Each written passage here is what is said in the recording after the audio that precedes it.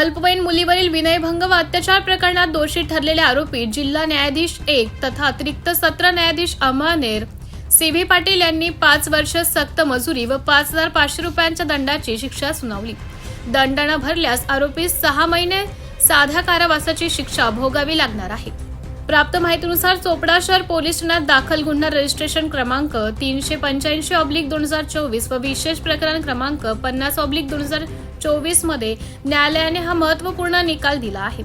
21 August 2024 रोजी 10 वर्षीय अल्पवयीन मुलीसोबत घडलेल्या विनयभंग व अत्याचाराच्या घटनेप्रकरणी आरोपी विरुद्ध भारतीय न्याय संहिता तसेच पॉस्को कायद्यान्वये गुन्हा दाखल करण्यात आला होता।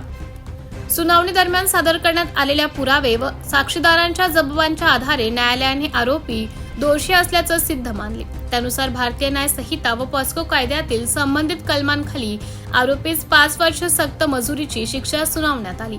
या प्रकरणाचा तपास चोपडा शहर पोलीस ठाण्याचे वरिष्ठ अधिकाऱ्यांच्या मार्गदर्शनाखाली केला। तपासादरम्यान पुरावे संकलित करून दोषारोपपत्र न्यायालयात दाखल करण्यात आले। तसेच सरकार पक्षाच्या वतीने विशेष सरकारी अभियोक्त्यांनी प्रभावी युक्तिवाद करून खटल्याची बाजू भक्कमपणे मांडली।